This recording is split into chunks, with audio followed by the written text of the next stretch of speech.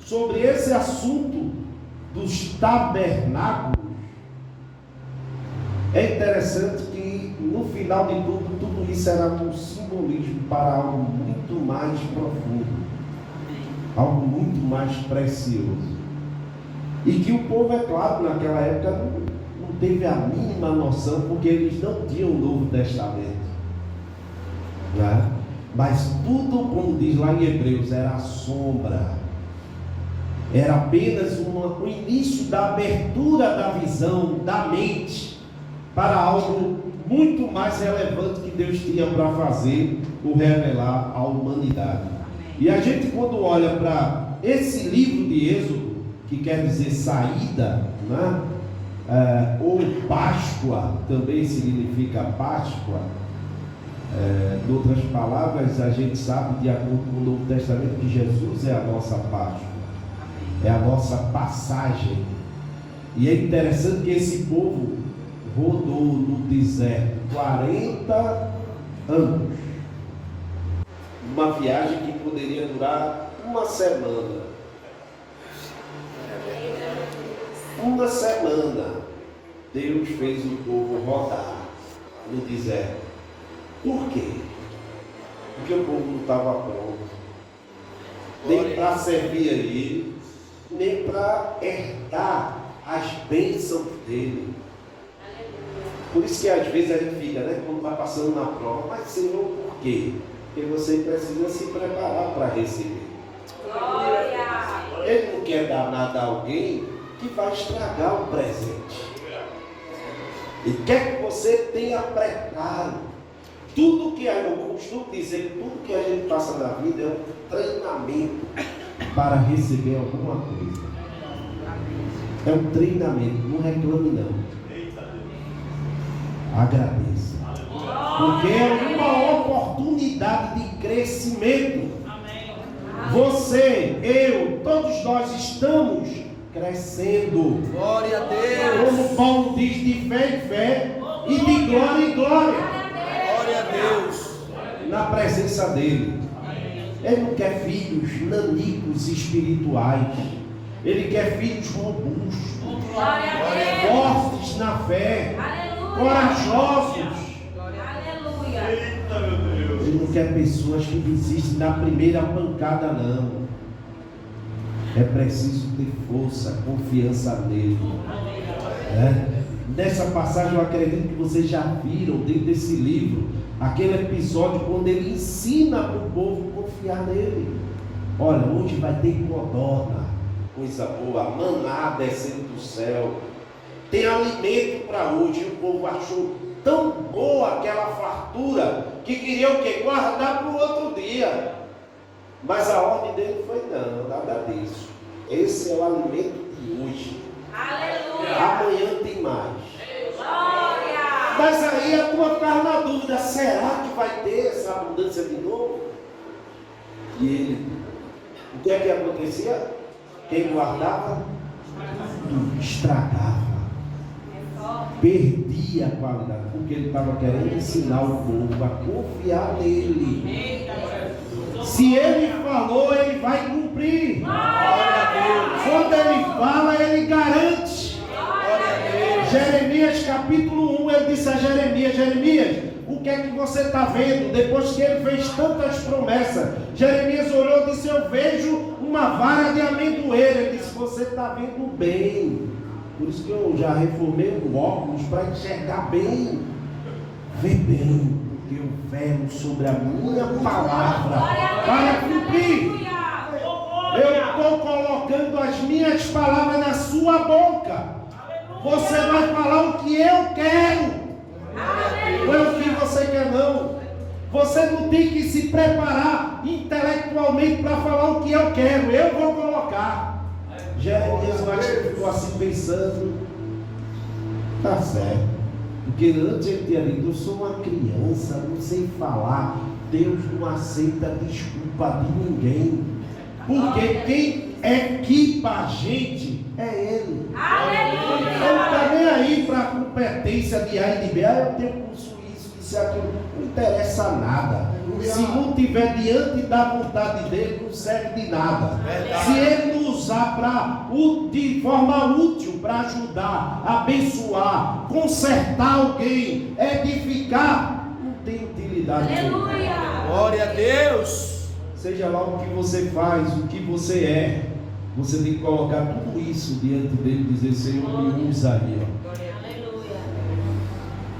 Aleluia. Usa tudo que eu aprendi.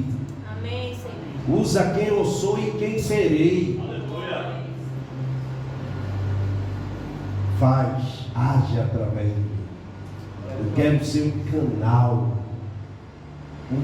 através do qual o teu poder é manifesto. É isso que é interessante. A gente olha para esse Êxodo 40, a gente vê que diante de tantas coisas, experiências que esse povo vivenciou, e lições que eles aprenderam na jornada pelo deserto, ainda tem essa aqui. Deus querendo ensinar de uma forma interessante a experiência do tabernáculo, né? Construção, que tudo isso aqui representava a própria presença dele. A presença dele. Interessante que Moisés disse: Senhor, como é que eu vou fazer tirar esse povo do Egito? Ele disse: aquele anjo que apareceu lá na sarça, ele vai diante de você. Glória a Deus. Quando Deus ordena, ele não deixa ninguém sozinho. Ele dá proteção, ele dá a direção, e ainda diz o que dizer, porque Moisés disse: Senhor, quando eu chegar lá, eu vou dizer o que a Faraó? Diga que eu sou. Glória. Me revira. Aleluia. Glória a Somente Deus. isso. Glória a Deus. Eu sou. Aleluia. Glória ao teu nome, Senhor. É interessante que até eu pensei aqui rapidamente, quando alguém chega para você e diz: quem é você? Ah, eu sou Enoque. Ah, eu sou Paulo. Eu sou Cleonildo. É interessante que a gente usa o nome de Deus antes do nosso. Aleluia. Eu sou, é Ele. Depois sou eu, particular. Aleluia. Enoque. Glória. Ele é primeiro. Ele é antes de todas as coisas. Aleluia. Aleluia. E aqui a gente vê que aquele povo não estava só. De dia ele ia no deserto. Verdade. E estava lá uma nuvem, protegendo do calor do deserto. De noite você tinha claridade. Imagina ali aquele clarão de fogo para guiar o povo. Por isso que eu estou dizendo, quando ele manda, ele guia, ele protege, ele dá alimento, ele supre todas as necessidades.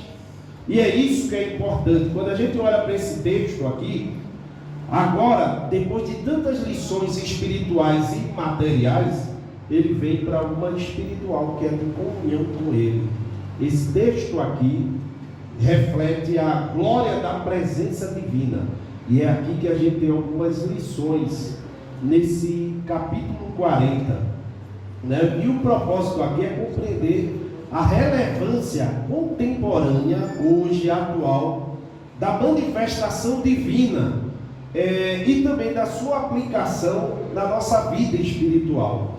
Primeira coisa, do versículo 1 ao versículo 15, nós temos aí um trecho que se refere à preparação para a presença divina. Eu não vou ler, porque é extenso, mas a gente vai, esse conjunto de versículos, de 1 a 15, vou botar um tema nele: preparação para a presença divina. Tudo que está sendo discorrido aí se refere a uma preparação para encontrar com Deus. Primeira coisa importante é que a obediência a Deus é rigorosa. É ou não é? Obedece ou desobedece? Não tem meio termo. E é aqui que a gente vê, por exemplo, no versículo 16 de Êxodo 40, que diz assim: Moisés fez conforme a tudo que o Senhor lhe ordenou. Amém. Não tem essa coisa. Moisés foi obediente. Deus mandou e ele obedeceu. Ele seguiu a ordem divina, e isso mostra para a gente que ele obedeceu a Deus rigorosamente, conforme Deus exigia. E aí tem uma coisa interessante, é que a obediência à vontade de Deus é crucial para a nossa vida, para que a gente possa desfrutar da presença dele. Ele não atua e nem tem comunhão com desobedientes. O Filho de Deus tem que ser obediente a ele, e tem que fazer o que ele quer, não o que a gente quer. Foi cantado aqui, né?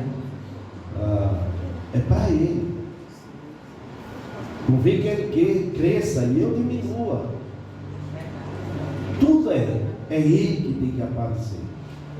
A glória, a honra é dele. João 14, 23, a gente vê aqui uma lição dessa aplicação, dessa presença divina, né? Que a gente tem que contemporaneizar, ou seja, olhar aqui, né? Eu acho, meu nome colocou aqui, o pessoal.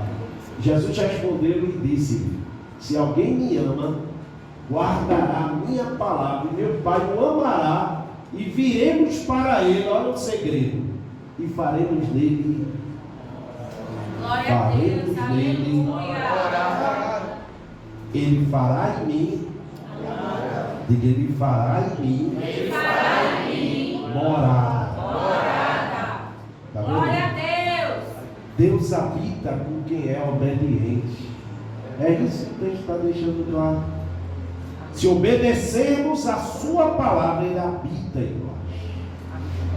1 Coríntios capítulo 6, versículo 19, tem lá uma pergunta muito interessante que Paulo faz. Vocês não sabem que vocês são templo de Deus?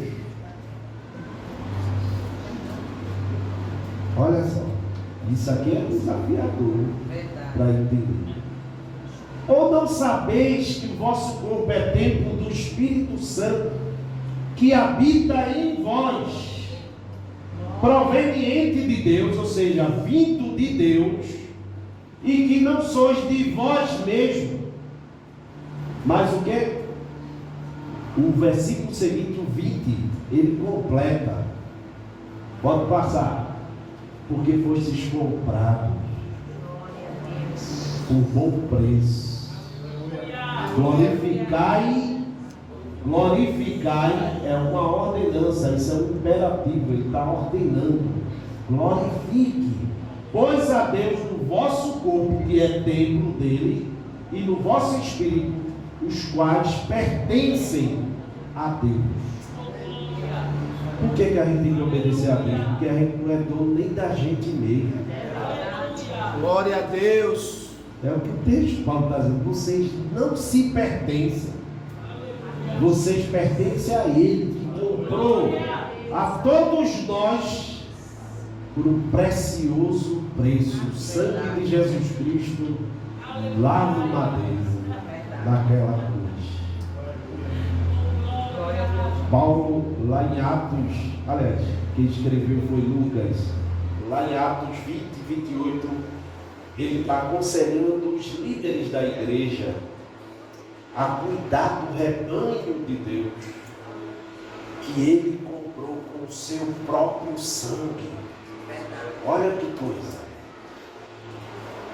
Deus comprou você, todos nós, com o seu próprio sangue.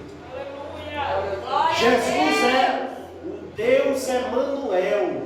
Aleluia. O Deus presente. Glória. Aquele que verteu, deu até a sua última gota de sangue para nos tornar templo dele, para ele morar dentro. Glória a Deus. Aleluia.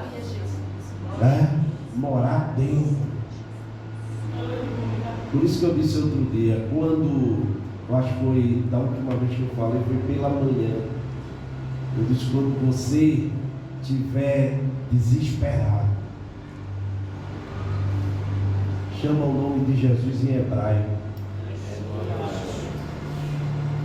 Joshua. Chama ele para você ver o que é que acontece. Você sente seu corpo relaxar. Você sente uma paz. Não é porque ele está longe. A gente tem esse hábito de olhar ele fora. A gente tem que olhar como a Bíblia está dizendo, ele está dentro. Glória a Deus. Dentro, não é fora. Não precisa gritar. Basta apenas se alegrar, pode gritar. Né? Da alegria a gente faz barulho. Mas é uma coisa impressionante a gente olhar para aqui, enquanto o povo estava experienciando aquele tabernáculo, entendendo que a presença de Deus está ali. No Novo Testamento a gente vê que ele diz que nós somos o tabernáculo e que Deus habita dentro de nós. Que coisa poderosa, irmão. Glória a Deus. Verdade. Não tem, não deve ter lugar para nada de ruim dentro da gente. Apesar de nossas limitações,